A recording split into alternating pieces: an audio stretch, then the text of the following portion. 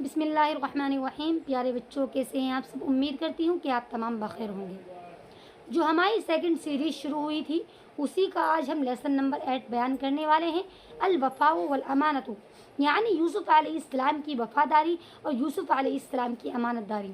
جب عزیز مصر نے یوسف علیہ السلام کو خرید لیا اور خرید کر کے وہ اپنے گھر پر لے گئے تو ان کی بیوی نے کس طرح سے یوسف علیہ السلام کو خیانت پر ابھارا، خیانت پر آمادہ کیا، اپنی جانب بہکانے اور پھسلانے کا ارادہ کیا، اور یوسف علیہ السلام کیسے وہاں سے بچ کر نکلے تھے، کس طرح سے انہوں نے بادشاہ سے ان کی شکایت کی تھی، وہی سب آج کے ایپیسوڈ میں ہم بیان کرنے والے ہیں۔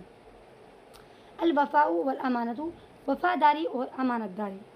وراودت الامرأۃ العزیز، اور بادشاہ کی بیوی نے ابھارا یوسف علیہ السلام کو الخیانتی، خیانت پر۔ یوسف علیہ السلام کو بادشاہ کی بیوی نے خیانت پر ابھارا، یعنی ان کو خیانت کرنے کے لیے کہا۔ لیکن یوسف علیہ السلام نے ابا، انکار کر دیا۔ یوسف علیہ السلام نے بالکل انکار کر دیا۔ وقال، اور کہا، کلا، ہرگز نہیں، میں ایسا نہیں کروں گا۔ ظاہر ہے وہ اللہ کے نبی تھے، اللہ تعالیٰ نے انہیں بھی آزمانا چاہا، لیکن وہ بھی اپنی آزمائش میں کامیاب نکلے۔ انہوں نے کہہ دیا، ہرگز نہیں، میں ایسا کچھ نہیں کروں گا۔ انا لا اخون سجدی، میں اپنے سردار کے ساتھ خیانت نہیں کروں گا۔ انہ احسن الیک، انہوں نے مجھ پر احسان کیا ہے، واکرمنی، اور میری عزت بھی کی ہے، مجھے میرا اکرام کیا ہے۔ یعنی آپ بادشاہ کی بیوی ہیں، آپ کو میں آپ کے ساتھ کوئی بھی خیانت نہیں، اپنے بادشاہ کے ساتھ خیانت نہیں کر سکتا ہوں، کیونکہ انہوں نے مجھ پر احسان کیا ہے، اور دوسری بات مجھے میرا اکرام بھی کیا ہے، مجھے عزت بھی دی ہے، اور عزت دے کر مجھے اپنے گھر پر بھی لائے ہیں۔ ٹھیک ہے، اخونو جو ہے یہ خانہ سے بنا ہے، اس کے معنی آتے ہیں خیانت کرنے کی۔ اور اکرما یکرم اکرامن، اکرما یکرم اکرامن، یہ باب افعال سے آتا ہے، اس کے معنی آتے ہیں اکرام کرنے کے، عزت کرنے کے۔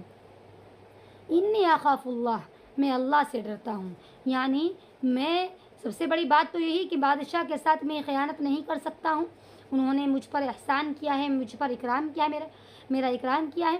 دوسری بات، میں اللہ سے خوف کرتا ہوں، اللہ سے ڈرتا ہوں، میں کوئی ایسا غلط کام نہیں کروں گا۔ خافہ سے بنا ہے، اخافو یہ متکلم کا صیغہ ہے واحد، اس کا ماضی خافہ آتا ہے۔ وغضبت امرأۃ، بادشاہ کی جو بیوی تھی وہ غصہ ہو گئی، وشکت، اس نے شکایت کی، الی زوجہا، اپنے شوہر سے۔ جب یوسف علیہ السلام نے انکار کر دیا، کسی بھی غلط کام کرنے سے منع کر دیا، تو بادشاہ کی بیوی کو غصہ آ گیا، وہ غصے میں لال پیلی ہو گئی۔ انہوں نے اپنی شوہر سے یوسف علیہ السلام کی شکایت کی۔ غضبہ ٹھیک ہے، اس کا مضارع آتا ہے جی یغضب، غضب یغضب، باب سمع یسمع، اس کے معنی آتے ہیں غصہ ہونے کے۔ غضبت جو ہے واحد مؤنث کا صیغہ ہے، اور شکا ہے، شکت جو ہے یہ بھی واحد مؤنث کا صیغہ ہے، اس کا جو ماضی آتا ہے وہ شکا آتا ہے، شکا سے اس کے معنی شکایت کرنے کے آتے کہ اس نے اپنے شوہر سے یوسف علیہ السلام کی شکایت کی۔ وعرف العزیز، بادشاہ نے پہچان لیا، ان الامرأۃ کاذبۃ، کہ عورت جھوٹی ہے۔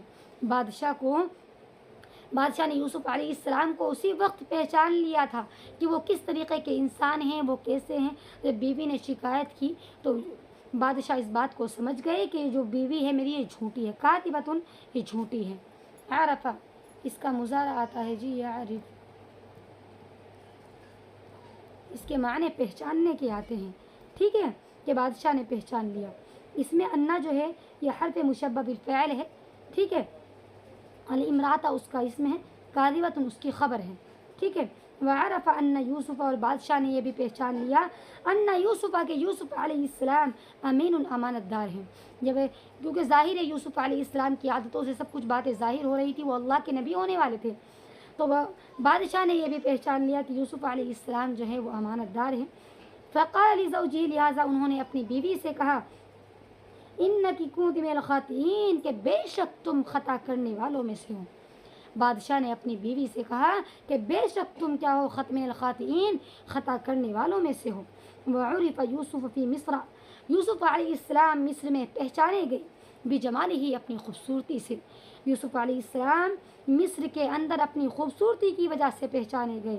وَإِذَا رَآهُ أَحَدٌ جب ان کو کوئی دیکھتا قال تو کہتا ما هذا بشرا یہ کوئی انسان نہیں ہے, ان هذا الا ملک کریم بے شک یہ تو کیا ہے, یہ کوئی معزز فرشتہ ہے. یوسف علیہ السلام ظاہر ہے اس قدر خوبصورت تھے تو انہیں دیکھ کر وہ اپنے مطلب مصر میں جو تھے وہ اپنی خوبصورتی سے پہچانے گئے, انہیں خوبصورتی کا لقب دیا گیا. اور جب انہیں کوئی دیکھ کر پہچان لیتا کہ یہ کوئی عام انسان نہیں معلوم ہوتا ہے بلکہ یہ تو کوئی معزز فرشتہ ہے. عرفہ جو ہے یہ کیا ہے, فعل مجہول ہے. ٹھیک ہے. وَاشْتَدَّ غَضَبُ الْمَرْأَةِ اور بادشاہ کی جو بیوی تھی اس کو بہت غصہ آیا. وقالت لِيُوسُفَ اس نے یوسف علیہ السلام سے کہا. ٹھیک ہے, یعنی جو بادشاہ کی بیوی تھی اس عورت کو جو ہے یوسف علیہ السلام پر بہت غصہ آیا. وقالت لِيُوسُفَ انہوں نے یوسف علیہ السلام سے کہا اِذًا تَذْهَبَ إِلَى السِّجْنِ تب تو تم قید خانے کی طرف چلے جاؤ. یعنی اب ظاہر ہے میں یوسف علیہ السلام اس کی باتوں میں نہیں آئے, اس کی مطلب بہکانے پھسلانے میں نہیں آئے تو اسے غصہ آ گیا, وہ طیش میں آ گئی اور کہنے لگی تب تو تم قید خانے کی طرف چلے جاؤ, وہی تمہارا ٹھکانہ ہے. ٹھیک ہے. قال یوسف علیہ السلام نے کہا السجن احب الی مجھے قید خانہ بھی محبوب ہے, اس سے زیادہ مجھے ہے کہ میں غلط کام کروں, مجھے قید خانہ ہی پیارا ہے. ٹھیک ہے. وبعد ایام رأى العزیز اور کچھ دنوں کے بعد رأى العزیز بادشاہ کی رائے یہ بنی ان یرسلا کے بھیجا جائے یوسف علیہ السلام کو الی السجن قید خانے کی طرف. کچھ دنوں کے بعد ایسا ہوا جب بادشاہ نے دیکھا کہ میری بیوی یوسف علیہ السلام کے ساتھ کچھ غلط کرنے کا ارادہ کر رہی ہے اور وہ سمجھ بھی گئی کہ میری بیوی جھوٹ بول رہی, یوسف علیہ السلام پر جھوٹا بہتان باندھ رہی ہے, جھوٹا الزام لگا رہی ہے. تو پھر بادشاہ نے سوچا کہ بہتر یہی ہے کہ یوسف علیہ السلام کو قید خانے میں ہی بھیج دیا جائے, کیونکہ بادشاہ کو یقین تھا اس بات کا کہ یوسف علیہ السلام بری ہیں, لیکن انہوں نے سوچا کہ اس سے پہلے کچھ اور مطلب اس سے آگے کچھ معاملہ بڑھے تو انہیں یہاں سے نکال دینا چاہیے. ٹھیک ہے. یہ ایام جو ہے یومن کی جمع ہے, یومن جمع ایام. ٹھیک ہے. اس کے معنی آتے ہیں دن کے. اور ارسلا یرسلو ارسلا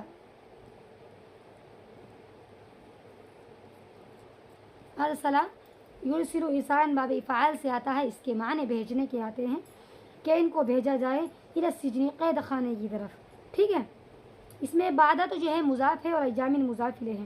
وکان العزیز اور بادشاہ یعرف پہچان گئے تھے ان یوسف بریون کہ یوسف علیہ السلام بری ہے. بادشاہ نے اس بات کو بالکل اچھے سے پہچان لیا تھا, وہ اس بات کو اچھے سے پہچانتے تھے کہ یوسف علیہ السلام جو ہیں وہ بری ہیں. ودخل یوسف السجن لہٰذا یوسف علیہ السلام قید خانے میں داخل ہو گئے. جب ظاہر ہے مطلب اتنا کچھ بھی ہو انسان کے اوپر جب کسی چیز کو دیکھتا ہے تو وہ چاہتا ہے کہ اس سے اچھا کہ کچھ اور ہو. جتنا مطلب انسان گندگی میں ہاتھ کو ڈالتا ہے اتنا ہاتھ گندا ہی ہوتا ہے. اگر یوسف علیہ السلام وہاں پر رہتے ہو سکتا ہے کچھ اور بات ہوتی, تو اسی لیے بادشاہ نے بہتر یہی سمجھا کہ یوسف علیہ السلام کو قید خانے میں بھیج دیا جائے کہ تاکہ وہ وہاں پر مطلب آرام سے رہیں, سکون سے رہیں, کوئی ان کے اوپر الزام نہ لگے, کوئی تہمت نہ لگے کسی بھی قسم کی. اسی لیے انہیں مطلب قید خانے میں بھیج دیا, حالانکہ یوسف علیہ السلام کے برات کا بادشاہ کو اچھے سے علم تھا.